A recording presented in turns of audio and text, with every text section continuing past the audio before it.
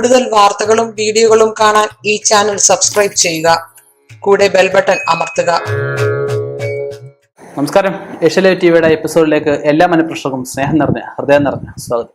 ഇന്ന് കേരളത്തിലെ ഒരുപാട് പേര് നേരിട്ടുകൊണ്ടിരിക്കുന്ന പ്രധാന വിഷയമാണ് സർപ്പദോഷം അല്ലെങ്കിൽ സർപ്പശാപം എന്ന് പറയും. നേരത്തെ സർപ്പദോഷത്തിനെ പറ്റി ഒരു വർഷം മുമ്പ് ഞാനൊരു വീഡിയോ ചെയ്തിട്ടുണ്ട്.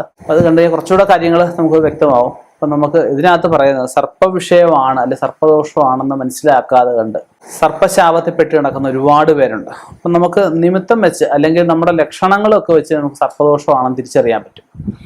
ശരീരത്ത് കറുത്ത പാടുകൾ വരുന്ന അവസ്ഥകൾ, ചൊറിച്ചിലുകൾ വരുന്ന അവസ്ഥകൾ, ഭക്ഷണത്തിനോട് താല്പര്യമില്ലാതെ വരുന്ന അവസ്ഥകൾ, എപ്പോഴും ഗ്യാസിൻ്റെ പ്രശ്നം ഉണ്ടാവുക, അതുപോലെ തന്നെ നമുക്ക് രോഗങ്ങൾ ചികിത്സിച്ചിട്ട് മാറാത്ത രോഗങ്ങൾ വരിക, അതുപോലെ തൊഴിലിൽ ആയാലും ഒരു കാര്യം ഒന്നിലും ഉറച്ചു നിൽക്കാൻ പറ്റുന്നില്ല, അഭിപ്രായം പലതും മാറിക്കൊണ്ടിരിക്കുന്ന അവസ്ഥകളും, സ്ത്രീകൾക്ക് കൂടുതലായിട്ട് വീട്ടിൽ വിഷയങ്ങൾ വരിക, ഗർഭാശയ സംബന്ധമായിട്ടുള്ള വിഷയങ്ങളൊക്കെ ഉണ്ടാവാം, പിന്നെ കുടുംബജീവിതമായിട്ട് സാറ്റിസ്ഫൈഡ് അല്ലാതെ വരുന്ന അവസ്ഥകൾ, കുടുംബത്തിൽ സന്താനങ്ങൾക്കായാലും പഠിച്ചിട്ട് നിൽക്കുന്നവർക്ക് ജോലി കിട്ടുന്നില്ല, വിദ്യാഭ്യാസത്തിൽ മുടക്കങ്ങൾ, അതുപോലെ വിവാഹം നടക്കുന്നില്ല, വിവാഹം നടന്നത് ഒരുപാട് ഡൈവേഴ്സായി പോകുന്ന അവസ്ഥ, അതുപോലെ ഈ പറഞ്ഞ ഇന്റർകാസ്റ്റ് മാരേജ് ഇറങ്ങിപ്പോവുക, സ്ത്രീകൾ ഇറങ്ങിപ്പോകുന്ന അവസ്ഥകൾ, വിവാഹം കഴിഞ്ഞവർ ഈ പറഞ്ഞ സ്ത്രീകൾ അവിഹിതത്തിനൊക്കെ പോകുക, അല്ലെങ്കിൽ പുരുഷന്മാരായിക്കോട്ടെ.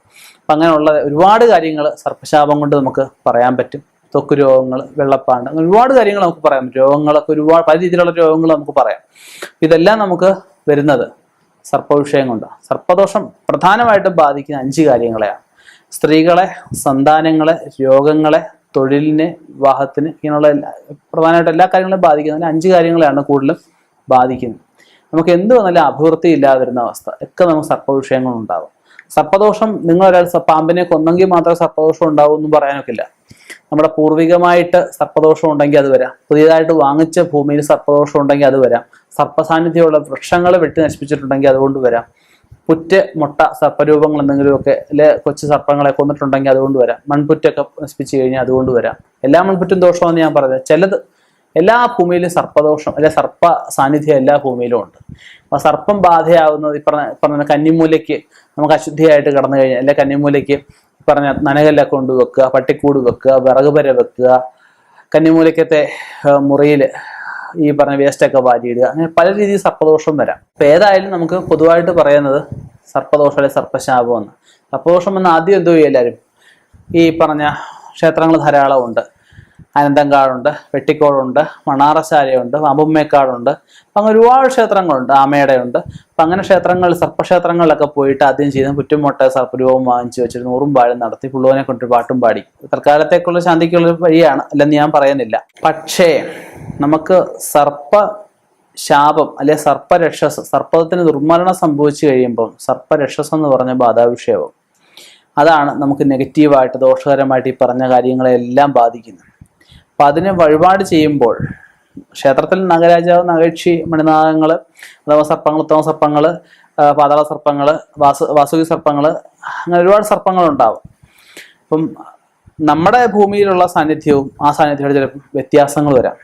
വൈഷ്ണവ സർപ്പങ്ങളുണ്ട്, ശൈവസർപ്പങ്ങളുണ്ട്. ചിലപ്പോൾ നമ്മൾ ശൈവസർപ്പങ്ങൾക്ക് വഴിപാട് നടത്തുന്നത് ചിലപ്പോൾ വഴിപാട് ഫലമായിട്ടായിക്കോണമെന്നില്ല. അപ്പം നമ്മുടെ വീട്ടിലുള്ള സർപ്പസാന്നിധ്യം ഏതാണെന്ന് നോക്കിയിട്ട് വേണം വഴിപാടുകൾ ചെയ്യാനായിട്ട്. ചില വിഷയങ്ങൾ, ചില ദോഷങ്ങൾ വഴിപാട് കൊണ്ട് നിൽക്കത്തില്ല. ഇപ്പം നമുക്കറിയാം, ഒരു കാലിന് വേദന വന്നു, ചിലപ്പോൾ ഒരു മരുന്ന് കഴിച്ചാൽ മാറുന്ന വിഷയം ഉണ്ടാവും. ചിലപ്പം കാലിന് വേദന വലിയ എന്തെങ്കിലും മാരാമായ അസുഖങ്ങൾ കൊണ്ടും വരാം. അപ്പം ചെറിയ വിഷയങ്ങൾക്ക് വഴിപാടെ നിൽക്കും, വഴിപാടെ നിൽക്കാത്ത വിഷയങ്ങളും ഉണ്ടാവാം. അപ്പം അതിനെന്ത് ചെയ്യണം? അവനെ കൊണ്ട് പറ്റുന്നില്ല എന്നുണ്ടെങ്കിൽ അവനെന്ത് ചെയ്യും? അവൻ്റെ വിഷയം കണ്ടെത്താൻ തീർച്ചയായിട്ടും ഒരു ജ്യോതിഷനെ, നല്ലൊരു ജ്യോതിഷനെ കാണും. ജ്യോതിഷനെ കണ്ട് ഇപ്പം ഇങ്ങനെയുള്ള സർപ്പദോഷമാണ് എന്നൊക്കെ നമുക്ക് ഇപ്പം ഞാനിപ്പോൾ പറഞ്ഞ ലക്ഷണങ്ങളൊക്കെ വെച്ച് നമുക്ക് തിരിച്ചറിയാൻ പറ്റും. തിരിച്ചറിഞ്ഞു കഴിഞ്ഞാൽ ജ്യോതിഷനെ കണ്ട് പറഞ്ഞതുപോലെ തന്നെ നമ്മൾ ഈ പറഞ്ഞ ചെറിയ വഴിപാട് കൊണ്ട് വിഷയം തീരുന്നില്ല എങ്കിൽ നോക്കിയിട്ട് സർപ്പദോഷങ്ങൾക്ക് ഒരുപാട് പൂജകൾ പറയുന്നുണ്ട്. സർപ്പബലി ഏറ്റവും വലിയൊരു പൂജയായിട്ടാണ് പറയുന്നത്. പാൽപ്പായസ ഹോമം പറയുന്നുണ്ട്. പാൽപ്പായസ ഹോമം സർപ്പദോഷത്തിനായിട്ട് ചെയ്യാറുണ്ട്, അല്ലാതെ സന്താന വിഷയത്തിനും ഈ പാൽപ്പായസ ഹോമം ചെയ്യാറുണ്ട്. പിന്നെ ചെയ്യുന്നതാണ് കാവുകളി പറഞ്ഞ അഷ്ടനാഗ പൂജ. വീടുകളിൽ ചെയ്യാം, അല്ല കാവുകൾ വീട്ടിലുണ്ടെങ്കിൽ കാവിൽ ചെയ്യാം. പിന്നെ ചെയ്യാൻ പറ്റുന്ന പൂജ അഷ്ടനാഗ ഹോമം നമുക്ക് ചെയ്യാൻ പറ്റുന്നൊരു പൂജയാണ്. പിന്നെ രാഹുകേതൃ പൂജ, അതുപോലെ കാളസർപ്പദോഷവും അല്ലെങ്കിൽ കാളസർപ്പയോഗവും സർപ്പദോഷത്തിൻ്റെ പെടുന്നതിനാണ്. അത് നമുക്ക് ഈ അഷ്ടനാഗ പൂജ ചെയ്ത കാളസർപ്പദോഷത്തിനുള്ള പരിഹാരവും ഇതിൻ്റെ കൂട്ടത്തിലാവുന്നതാണ്. അപ്പം ഇങ്ങനെയുള്ള പൂജകളൊക്കെ ചെയ്തിട്ട് ചിലതിനെ നമുക്ക് സ്വർണ്ണ സർപ്പരൂപം മതിയാവും, ചിലത് 11 മുട്ട വേണം, ചിലത് 9 മുട്ട, വെള്ളിമുട്ടയാണ് കേട്ടോ, സാധാരണ മുട്ടയല്ല. ചെമ്പിൻ്റെ ചിത്രകൂടം, വെള്ളി സർപ്പം അല്ലെ സ്വർണ്ണ സർപ്പം, ഇത്രയും എണ്ണത്തിലുള്ളതൊക്കെ അവിടെ വെക്കുമ്പോൾ എത്ര മുട്ട വേണമെന്നൊക്കെ അറിയാം. അപ്പം അതിനകത്ത് നമ്മൾ ആവാഹിച്ച് വേണം കൊടുക്കാനായിട്ട്. ആ അംശത്തിന് സർപ്പബാധ അല്ലെങ്കിൽ സർപ്പരക്ഷസ് ബാധയാണ് നമ്മൾ ഇതിനകത്ത് ആവാഹിക്കുന്നത്. അപ്പം അതിനകത്ത് ആവാഹിച്ച് വൃക്ഷം വെട്ടിയ ദോഷമൊക്കെ കൊണ്ട് വൃക്ഷപ്രതിമ ഇതിനകത്ത് വെക്കേണ്ടതായിട്ട് വരും. അതൊക്കെ സഹിതം നമ്മൾ ആവാഹിച്ച് ഈ പറഞ്ഞ ഏതെങ്കിലും ക്ഷേത്രങ്ങളിൽ കൊടുത്ത് ഇവിടെ പ്രതിമാ സമർപ്പണത്തിന് രസീത് എടുക്കണം. പ്രതിമാ സമർപ്പണത്തിന് രസീത് എടുത്ത് കൊട്ടും പാട്ടും മേളവും ഒക്കെ ആയിട്ട് പ്രദർശനമൊക്കെ വെച്ച് അകത്ത് കൊടുത്തു കഴിയുമ്പോഴത്തേക്കും നമുക്ക് ആ സർപ്പവിഷയം മാറി.